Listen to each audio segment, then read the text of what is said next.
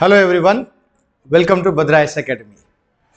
Today we are going to continue our analysis of the economic survey. Today we are going to look at the chapter 2 in this video. So if you look at this chapter 2 I have discussed time and again in the class all the basic concepts what we call. These are all the topic related to monetary policy and also related to that is the financial market, right? So now ये जो topic है economic survey में इसका title दिया है same title they have given monetary and financial sector development. Okay, so they are basically analyzing how has been the monetary policy in the last 1 year and what are the new developments in the financial market, right? So that is the basic analysis. So not much of technicalities involved in this chapter, except here and there one or two concepts they have used which I will explain in the course of our discussion. So as I already mentioned to you, this particular chapter ka main focus hai, one is the monetary policy of the RBI and related to that is the effect of that in the finance market, how the finance market is working, etc. So now what is the main thing about the economic survey in this topic, monetary policy and the finance market related aspects. So economic survey क्या highlight करना चाहते हैं, the basically what does it show highlight in the economic survey.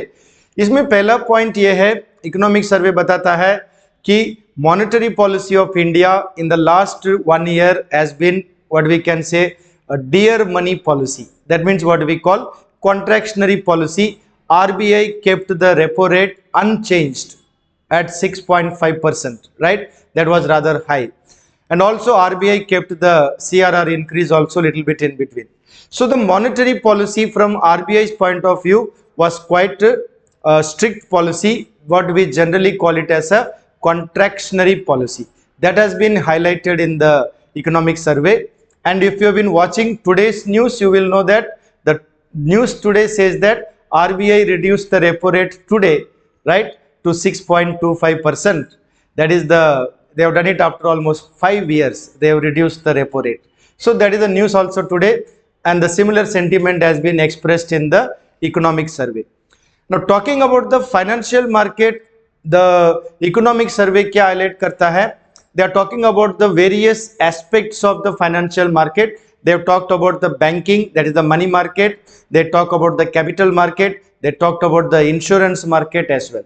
And also they have given also another new aspect which we need to maybe prepare for mains exam point of view, use of artificial intelligence in the banking operation. That has been also quite a bit discussed. And they have talked about another aspect that is called cyber security, because as you know that cyber crimes are also increasing when we have online operations. So the cyber security aspect has been discussed in the economic survey, and it is given a India thumbs up, saying that we have got a good score in the cyber security index. Okay, so these are some of the general highlights of the economic survey relating to this chapter called monetary and financial market ka development. So now let's look at some detail. What does the economic survey say about the monetary and financial sector? According to economic survey statement, India ka monetary and financial sector have performed well. Okay, so that means what? They have taken a positive view that our performance has been rather good in the first 9 months. That means before the data was collected for preparing the economic survey. And bank ka credit, that means what? Bank ka loan, जो loan bank के द्वारा दिया जाता है, it has also grown. That means what? The financial sector has been rather vibrant in India. It has not faced much of a, what we can say, a downturn. So now, how do you know that the banking sector has been quite vibrant? They have given two indicators उसको explain करने के लिए. What is that? So if you see, the banking sector has been basically facing the positive side of what we call making profit. So their profitability has actually improved in the last year. How do you know that? तो bank का एक जो problem होता है उसको हम क्या बोलते हैं? Non performing asset. So this is one small technical term जो इकोनॉमिक सर्वे में यूज किया है, नॉन परफॉर्मिंग एसेट. ये जो नॉन परफॉर्मिंग एसेट है, it is nothing but if you look at here the non performing asset I also given this. What is a non performing asset? जब bank ने किसी को loan दिया है और 90 डेज ये लोन वापस नहीं आ रहा है, तो बैंक के पॉइंट ऑफ व्यू में this loan has now become an asset, but the asset is non performing. That means it is not coming back. Simple words you can say, it is just like a loss to the bank, right? So that is the basic idea of non-performing asset. Now if you look at economic survey, what does it say about the non-performing asset? Economic survey is saying that banks are making profit. Why? Because the non-performing asset जो पहले बहुत बड़े थे bank में, अभी वो कम हो गया है, right? So if you see there is a fall, right?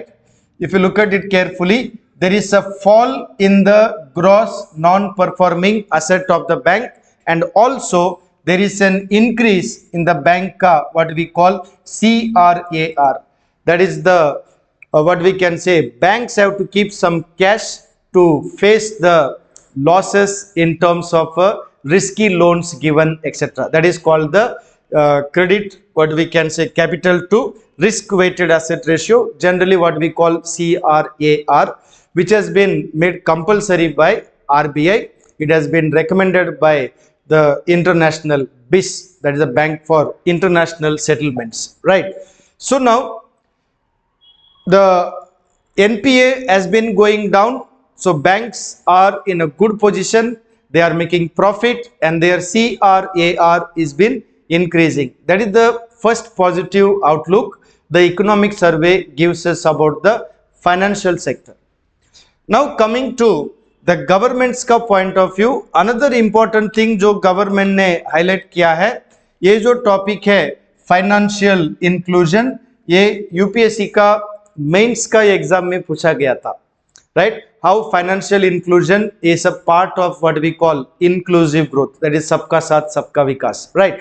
अभी उसके बारे में इस इकोनॉमिक सर्वे में भी कुछ पॉइंट्स हाईलाइट किया है. So the government also made some progress in terms of what we call financial inclusion. How do you know? We know it from the RBI का one publication, what we call financial inclusion index, published by RBI. Now this kind of question can also be asked in prelims type of exam, like which of the following publishes the inclusive, that is a financial inclusion index, and what is the score given, etc. This topic can also be asked for prelims. So now if you look at this topic, the financial inclusion index which is published by RBI, in that the score has increased, right, from 53.9 to 64.2 by March 2024. That means what? Financial inclusion in India is increasing. That means more and more people are having now access to banking and financial services. That's the basic meaning of financial inclusion, right? That is another area which is highlighted by economic survey. Now if you see, the economic survey talks about two important things which I wanted to also highlight to you. So I have put it in the red color here, these two important points. What is it? Economic survey क्या बोलता है? हमारा जो financial system है, financial markets जो है, इसमें दो इंपॉर्टेंट चेंज आजकल हो रहा है, हमें दिखाई दे रहा है. What are the changes? Number one, there is suddenly an increase in what? In the share of what we can say consumer का loan, that is the consumer का क्रेडिट. नॉर्मली बैंक के द्वारा जब जो लोन दिया जाता है, there are two categories of people who take loan. पहला category of people are the consumers, like we take a loan to purchase say bike और कार और वॉशिंग मशीन और एसी और फ्रिज एक्सेट्रा. ये सब लोन को हम generally क्या बोलते हैं? कंज्यूमर लोन या कंज्यूमर क्रेडिट. दूसरा साइड लोग है जो लोन लेते हैं बिजनेस के लिए, that is called investment loan. They take loan for business. अभी ये इकोनॉमिक सर्वे क्या बता रहा है? कंज्यूमर का जो लोन है, it is now suddenly increasing more than the investment ka loan. That is one new change that is taking place in the financial sector. Another important thing is an increase in what we can say, people are now going towards more and more non-bank finance option. That means what we call NBFCs, the non-banking financial companies जो loan दे रहे हैं. Like suppose आप एक दुकान में गए हैं, आपको मोबाइल खरीदना है, immediately that shop will contact a bank, they have a tie up, they'll say आपको मोबाइल खरीदने के लिए लोन मिल जाएगा, आप EMI पे कर दीजिए. And some of this can be financed by this one, non-banking financial company. So the loan given, the finance made available by NBFCs are increasing. So two important changes. In the overall loan, consumer loans are increasing, and now consumers are getting an option to take loan from NBFC. These are the two important changes which is mentioned in the economic survey. So exam point of view, this also you just keep it as a observation made by economic survey. अभी देखिए ये जो chapter है economic survey का chapter number 2, this chapter divides the discussion into 2 parts.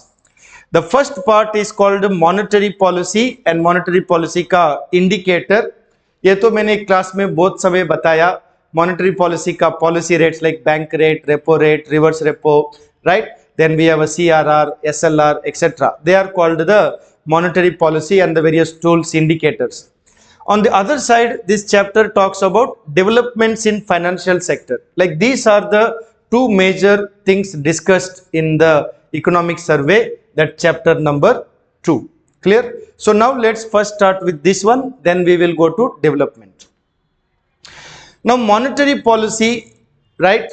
As I started with that only in the discussion today, monetary policy which comes under the monetary policy committee under the RBI, the monetary policy of India was rather strict in the last 1 year.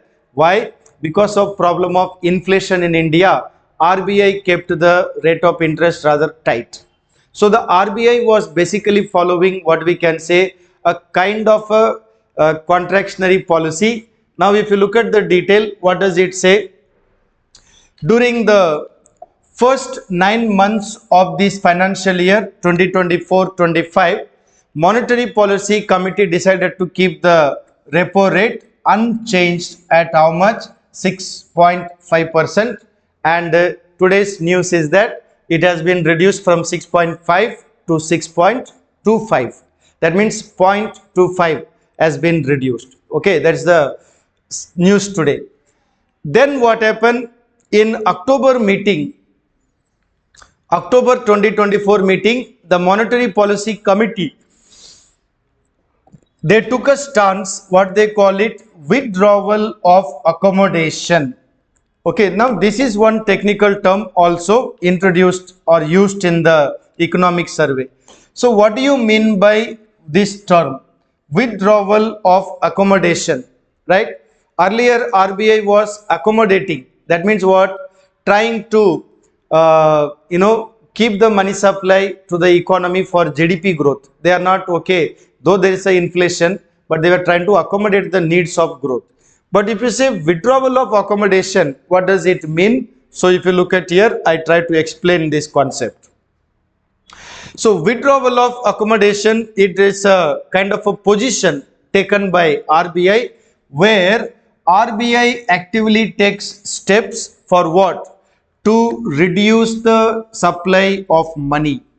जब RBI actively steps लेता है to reduce the supply of money, how?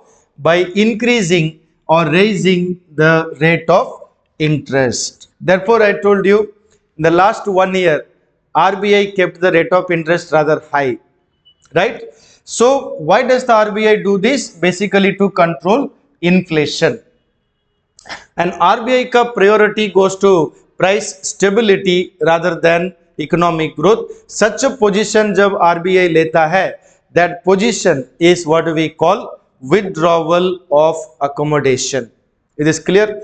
So from October 2024, like October, November, December, etc., RBI was generally following withdrawal of accommodation, that they given up and they changed to neutral policy. Earlier they were very tight policy, right? Therefore, I told you the RBI was trying to keep the rate of interest rather high. Then what happened towards the end of the previous RBI Governor 𝗕𝗘𝗦𝗧, they changed the position, withdrawal of accommodation. They have taken the position of neutral. Neutral means either way, they are neutral, right? So then what happened? RBI began to reduce the CRR, right? So if you see, so after this October ka change of position from withdrawal of accommodation to neutral, RBI in December reduced what we call the repo, this one CRR from 4.5 earlier, it came down to 4. Now also it is kept at 4% only, right? So this was one major what we can say monetary policy ka position in the last year. So there were two positions. First was the withdrawal of accommodation, which they kept very tight. Then slowly they shifted to neutral. That is from October, November, December, January, when they became neutral. Now the RBI is, in a way accommodating, so to say, but still it is a neutral position. Okay, that is the explanation for the withdrawal of accommodation. Now if you see today ka news, just this morning I got, so I added it to the presentation. RBI ka monetary policy committee meeting, they have reduced the repo rate to 6.25%. and what the big news, this is first time they have done it in 5 years. That means since 2020 they did not reduce the rate of interest because of that withdrawal of accommodation stance. Okay, now various policy rates decided by RBI according to economic survey, it affects the money supply, it affects the price level, and also it affects the financial sector. So now they have mentioned about various policy rates which I have discussed in the class. Just for quick review, if you look at what are the policy rates of RBI which has an effect on the economy, the first one is called repo rate, that is the short term rate of interest where banks borrow money from RBI. Standing deposit facility where banks deposit money with RBI when they have a surplus cash. Then MSF is when in emergency banks borrow from RBI by making a special application to RBI. And bank rate is the normal rate of interest where banks take a long-term loan from RBI.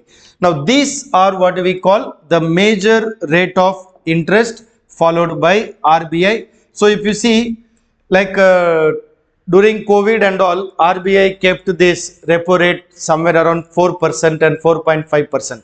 But now last 1-2 years, it has gone up since Ukraine-Russia war started.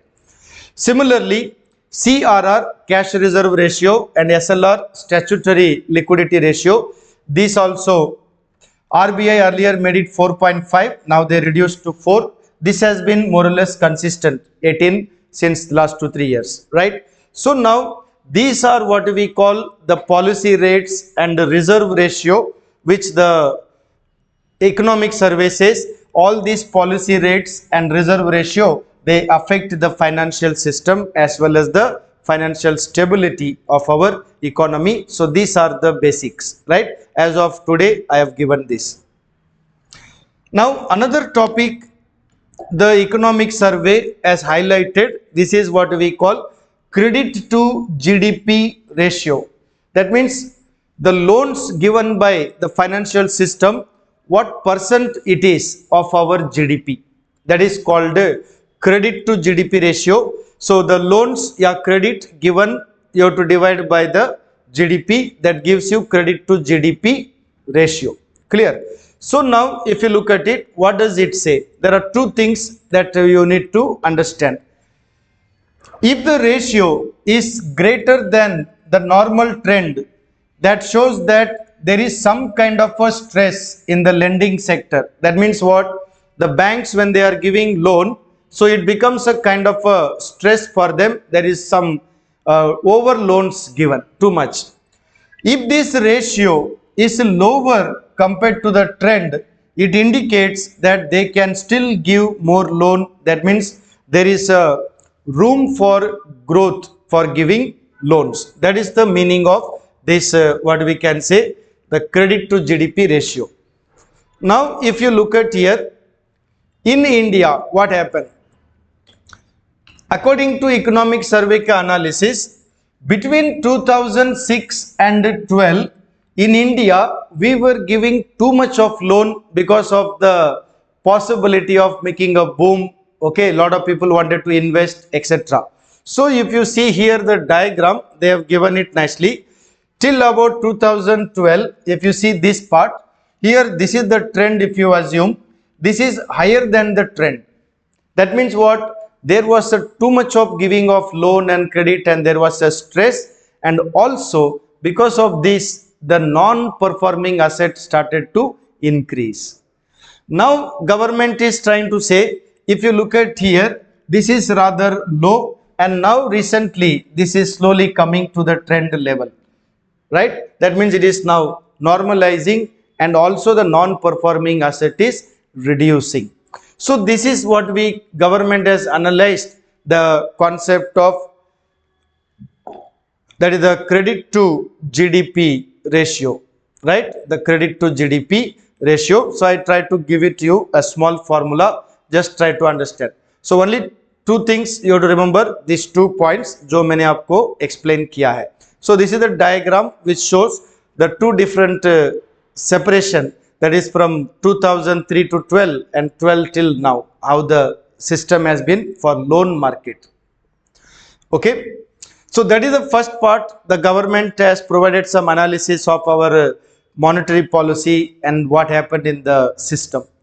The second part, they have focused more on developments in the financial sector में नया development क्या हुआ है, how is the economy.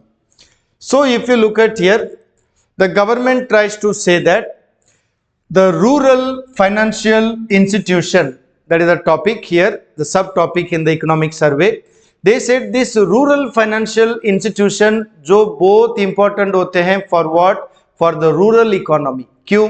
क्योंकि rural area में उनको जब loan चाहिए या उनको कुछ इमरजेंसी के लिए फाइनेंस चाहिए, तो उनको कौन हेल्प करेंगे? So which are the rural financial institutions in India? They are helping the rural economy. उसके ऊपर डिस्कशन दिया है. So these are what we can say kind of a network of organization. They provide banking and financial service in rural area. Is this clear? They are called rural financial institution. So which are they? So the government has identified the major players in this, where we have a regional rural bank, that is the RRB. Then we have a rural cooperative banks, right? We have a cooperative banks, urban cooperative bank, and rural, what we call primary cooperative banks. Then we have a scheduled commercial banks, small finance banks. Then also we have a non-banking financial company. Now, so you are familiar with this, maybe microfinance like self-help group and many other microfinance institutions are there, and local area banks. So these all come under what category? The rural financial institution. Exam के लिए थोड़ा याद रखेगा.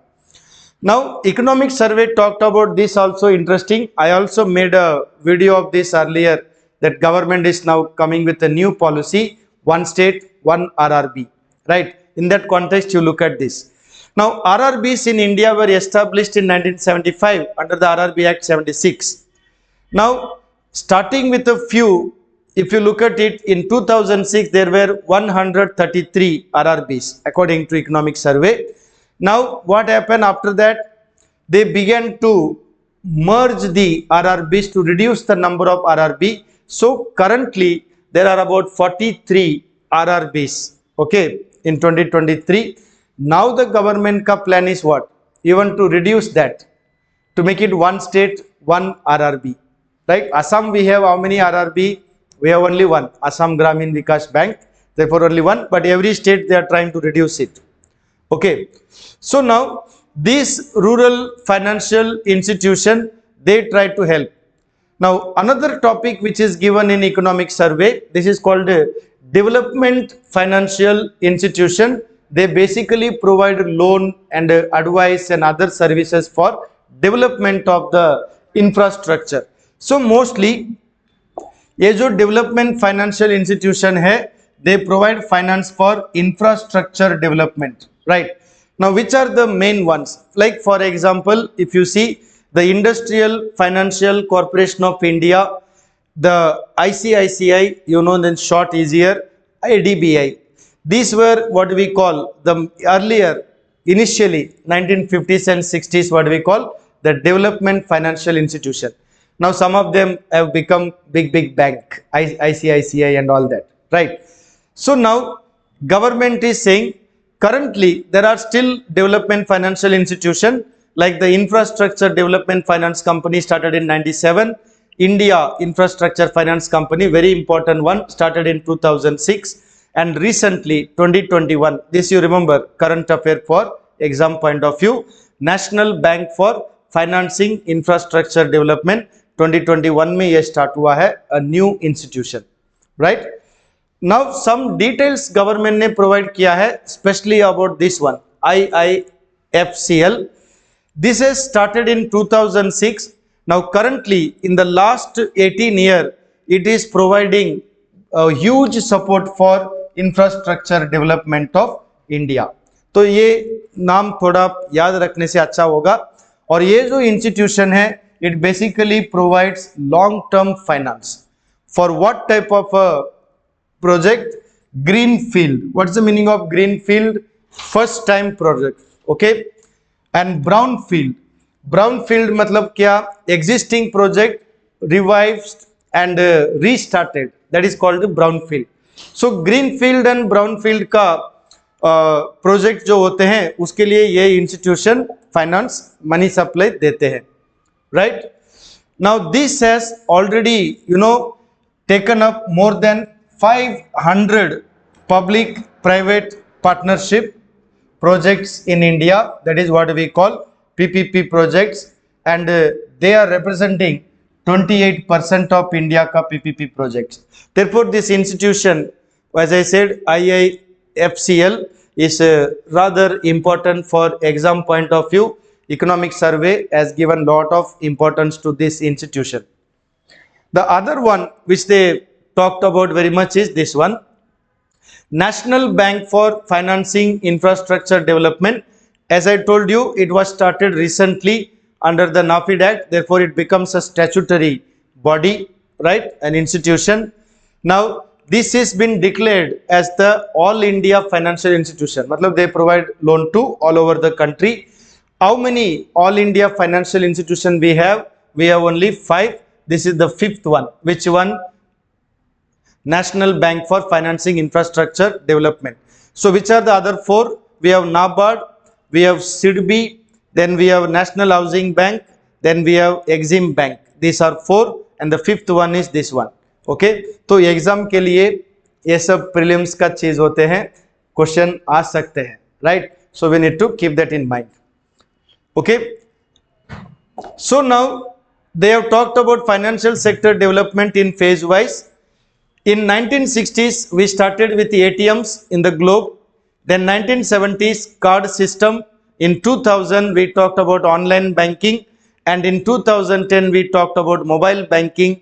Today, according to economic survey, we are in a new world called artificial intelligence. Therefore I told in the beginning, the economic survey has talked about use of artificial intelligence in banking operation. Okay, and also they have talked about responsible artificial intelligence ka use in the banking sector, so that fraud and other things should not be there. Now coming to the capital market, they talked about IPO, that is when companies want to collect money from public for the first time. It is called initial public offering, IPO, right? Now if you look at the government ka analysis, in India mein the primary markets, that means the first time where they collect money from public for business, the market ka value stands at 11 lakh crore, matlab huge money just in 2024. Okay, however the equity market in India seems to be strong and the debt market in India remains under capitalized, right? So the debt market needs to be developed. Debt means what? Borrowing money. It is not very strong. Well, people are maybe scared to give loan, right? Because of the same problem as I told earlier, non-performing asset.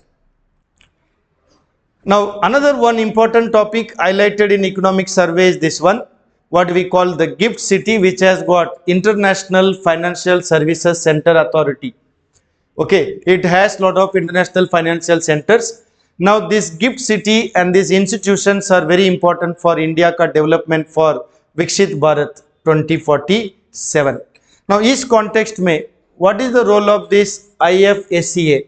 Very important. This is responsible for developing and also regulating financial institution, services and products within what we call India ka International Financial Services Center, okay, which is there in Gujarat, Gandhinagar.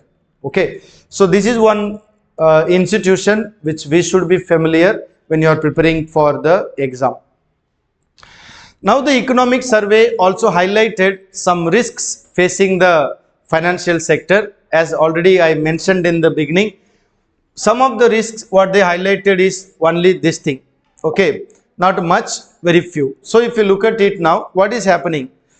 The traditional dominance of banks in giving loan is going down, as I told in the beginning. Now NBFC, non-banking financial companies, have started giving more and more loans, right? There is one change taking place. Okay, so now what is happening? As a result of this, it is a challenge to bank, but the finance given to people, if the loans are more than the real economic requirement, then there can be lot of losses to many people who are investing, right? That is the danger. Then the financial markets must grow in line with, but not faster than, what we can say, economic requirement. Because just because people want to buy, you start giving loan, and people are taking loan without having a job. Now question is, how are they going to repay? Then we will have once again the problem of NPA, crashing of capital market, etc. So that is the risk which has been highlighted by the economic survey.